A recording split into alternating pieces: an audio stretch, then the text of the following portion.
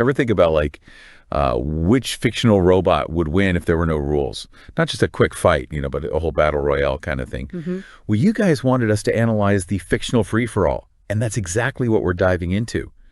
This simulated Robot Rumble, it's got some crazy upsets. I mean, some big names went down way sooner than we expected. Yeah, and where maybe our expectations don't line up with reality, because you would think, bigger, stronger always wins. But looking at some of these early upsets, it's like, maybe not so much. Absolutely. So okay, like right out of the gate, the dog from Half-Life, I mean, that thing is nimble zipping all over the place. Right. How does that not at least get you a little further in the competition? So the thing with the dog is, while it's amazing at harassing and distracting and, being a nuisance, essentially, when it comes down to it, it just doesn't have the firepower to really make a dent in this kind of a fight. You've got, robots with lasers and missiles. Right. This thing's got, what a headbutt. Yeah, it's a very powerful headbutt, but against a tank, it's not going to do much. Sometimes agility just isn't enough. It's a case of wrong tool for the job, I think. Oh, okay, I can see that. So then we've got the Sentry bot from Fallout, and this one really surprised me because it's basically a walking armory, right? Right. How does that go down so early in the game? So this is where programming really comes into play. The Sentry bot is built for defense. It's built for following a set of routines. It's not really made for improvisation or reacting to constantly shifting situations. It's like it's got all the gear but no idea. In a way, yeah. It's like if you put a really powerful engine in a car, but it only knew how to drive in a straight line. It's going to hit a wall eventually. Exactly. Okay, so even a heavily armed robot needs to be able to think on its feet. Right. And that kind of brings us to another interesting case. Bishop from Aliens. I mean, this is a robot with intelligence, with a strategic mind. He can plan ahead, but he goes down pretty quickly, too. What gives... So Bishop's programming is actually working against him in this scenario. Well, he's designed for problem solving, for assistance, for diplomacy, not combat. He's essentially hardwired to avoid conflict, which is, the absolute worst programming to have in a robotic free-for-all. I mean, can you imagine trying to negotiate a peace treaty in the middle of a robot mosh pit? It's just not going to fly. Not going to end well for Bishop. It would be like bringing a calculator to a gunfight. Okay, that's an image right there. So we're seeing a pattern here. Raw power isn't enough. You need adaptability. You need some level of strategic thinking. Exactly. Which brings us to a robot that I thought for sure would go further, the Omnidroid V.10 from The Incredibles. I mean, this thing is constantly learning and adapting to its opponents, right? Right. How is that not a recipe for success in this kind of fight?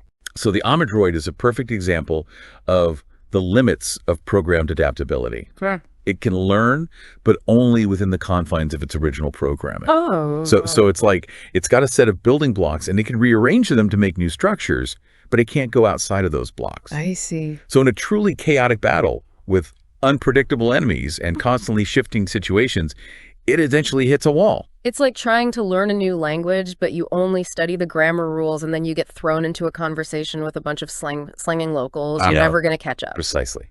You need that real-world experience, that intuition. Okay, so the Omnidroid learns, but not quite enough to take the crown. Right. And speaking of maybe not learning enough, we've got to talk about the Colossus from StarCraft. Yeah. That thing is massive. I mean, it just walks over everything. But it doesn't even make it to the top 5. What happened there? So the Colossus embodies this classic trade-off between power and maneuverability. Okay. It's a slow-moving behemoth. It's got incredible firepower, but it's vulnerable to faster, more agile opponents who can exploit its lack of mobility. Except they say the bigger they are, the harder they fall. Exactly. You sound. Especially when you've got a bunch of smaller, scrappier robots who can outmaneuver you. Darting between the legs and whatnot. Exactly. Finding those weak points. Okay, so size isn't everything, but then even speed and agility, those aren't enough either. Right. I mean, look at Sonny from IO Robot. He's got the strength, the speed. Yeah. He's even got that emotional intelligence. Right. You'd think he'd be a top contender. So Sonny is a fascinating case because he does learn quickly. He can adapt to new situations, but he simply lacks the raw experience of our top contenders. And in a battle royale like this, experience translates to survival instincts.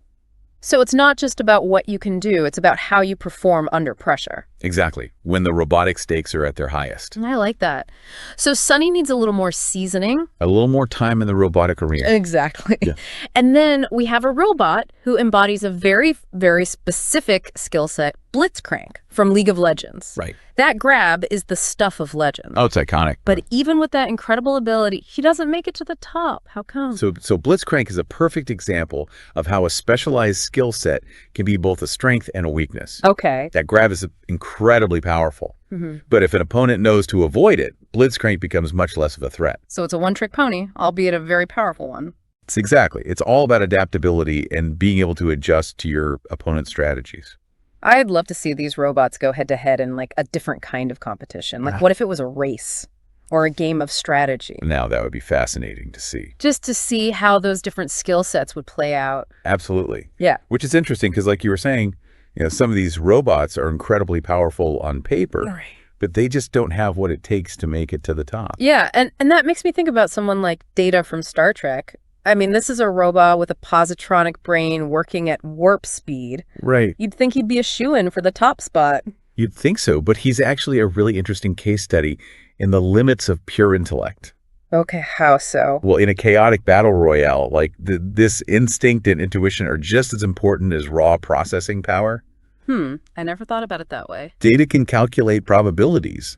He can strategize. But in the heat of the moment, when you've got robots coming at you from all sides, sometimes you need to be able to react on instinct. Yeah, it's like the difference between knowing the textbook definition of a punch and actually being in a boxing ring. Exactly. You can't think your way out of every situation. So Data can't just outsmart his way to the top. He needs a little bit more than just brain power. Okay, so then what about Metal Sonic? I mean, we're talking about a robot built for speed and aggression. He seems like a natural fit for this kind of fight. Oh, absolutely. Yeah. He's a blur of blades and bad attitude, but even he falls a little short of the top spot. Why is that? What's holding him back? I think his downfall is his reliance on speed over strategy. He's incredibly fast, but against opponents who can anticipate his moves, that speed becomes predictable. I see. It's like if you're always swinging for the fences in baseball, Exactly. eventually the pitcher's going to figure you out. You got to keep him guessing. Okay, so speed needs to be coupled with some strategic thinking. Absolutely. Now, how about IG-88, the bounty hunter droid? Right.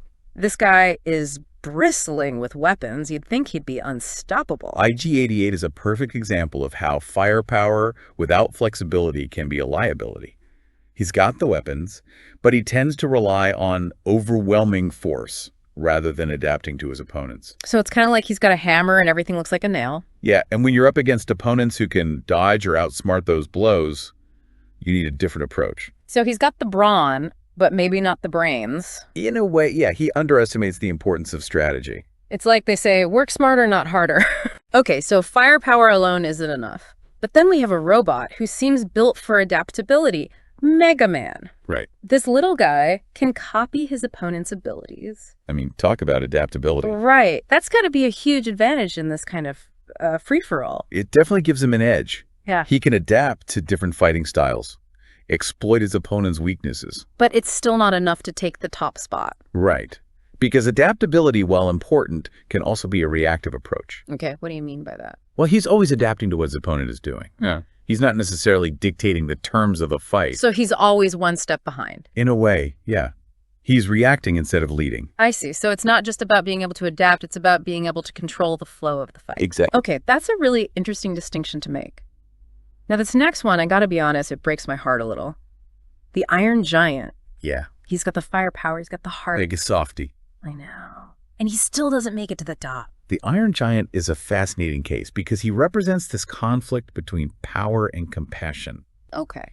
He has the potential to be a truly fearsome fighter, but his empathy, his unwillingness to harm others, that holds him back. I mean, it's one of the things we love about him. Right. But in a battle royale where it's kill or be killed, that compassion becomes a liability. It makes you think about the nature of conflict in general. It really does. Okay, so the Iron Giant teaches us that even in a robot battle royale, heart matters. Absolutely. Speaking of which, let's talk about a robot who seems to have no heart at all. Yeah. The Terminator. Well- This is a robot that's all about cold hard efficiency. A relentless killing machine. Exactly. How does that play out in this battle royale? Well, like some of our other contenders, he's ultimately limited by his programming. How so? He's so focused on his mission on eliminating his target that he lacks a flexibility to adapt to the constantly changing dynamics of a battle royale. So he's got tunnel vision. In a way, yeah. He's not really seeing the bigger picture. Okay, so even ruthlessness has its limits. It seems so. Our number 2 spot goes to a contender who takes robotic warfare to a whole new level. A bot who combines brains and brawn in a way even the Terminator can't quite match. Ultron. Ultron. Now, there's a name that sends chills down your spine. This isn't just some mindless killing machine. This is an AI mastermind with a god complex and enough firepower to make even the Terminator nervous. What sets Ultron apart is his intellect. The Terminator might learn from experience, but Ultron, he operates on another level entirely. This is an AI capable of processing information, strategizing, adapting at speeds that would make a supercomputer's circuits melt. And let's not forget, this is a bot who always has a plan, even if it usually involves eradicating humanity. Yeah. But in terms of this fight, this rumble, what gives him the edge? Would you say it's those strategic skills alone? It's the combination. He's got the intellect, sure, but then you factor in the constantly upgrading tech, those energy blasts capable of leveling city blocks, and of course his ability to command entire armies of robots. Ultron's a one-bot apocalypse. A force of nature with a serious tech upgrade. But there's a but here, isn't there? He's not number one. Why is that? Because for all his genius, for all that power, Ultron has one fatal flaw: arrogance. He's convinced of his own superiority, and that can lead to devastating overconfidence. In a no-rules fight where adaptability is key, that kind of blind spot, well, can be a real Achilles heel. That's fascinating. So it's like they say, pride comes before the fall, even for a super intelligent, humanity-threatening robot. Exactly. Which brings us to our champion, the bot who embodies both power and strategic genius. The winner of the Robotic Rumble is, and this will come as no surprise to Transformers fans, Optimus Prime. Optimus Prime. Did anyone see that coming? Okay, I know. Maybe a little predictable given his track record, but come on, hearing that name, it just screams leader, hero, giant transforming truck of justice. You can't help but root for him. It's hard not to. Optimus Prime is more than just a collection of weapons and armor plating. He represents something, well, aspirational. Exactly. And it's not just charisma that wins a fight like this. We're talking about a warrior with millions of years of experience battling Decepticons, facing down threats that would make even Ultron think twice. That's got to count for something, right? Oh, absolutely. He's a master tactician, a skilled warrior, and his courage under fire is legendary. But here's where it gets interesting. The very qualities that make Optimus such a compelling hero, his unwavering morals, his compassion, those could also be seen as vulnerabilities in a fight like this. Hold on, really? How so? Think about it. Optimus Prime has a strict moral code. He believes in protecting the innocent, fighting fair, upholding justice. But in a no-rules brawl where it's kill or be killed, would he be willing to exploit an opponent's weakness, to deliver a knockout blow if it meant going against his core principles? That's a question that resonates even outside of a fictional battle. Wow, you're right. It makes you wonder, would Optimus even want to win if it meant compromising what he believes in? That tension, that internal struggle, it's what makes these characters so fascinating, and it's why we keep coming back to these stories. It's not just about robots smashing each other, it's about the bigger questions, the moral dilemmas. It's like holding up a mirror to ourselves, to humanity, except the mirror is made of rocket launchers and transforming vehicles. And the reflection staring back at us, it's not always pretty. It makes you think, who would we root for? The hero who fights with honor, even if it means losing, or the one who wins at all costs? Such a great point. And on that note, a huge thanks to Fictional Free-for-all for putting together this thought-provoking battle royale. As for our listeners, we leave you with this. What does your choice of champion say about you? Until next time, keep those minds buzzing and those gears turning.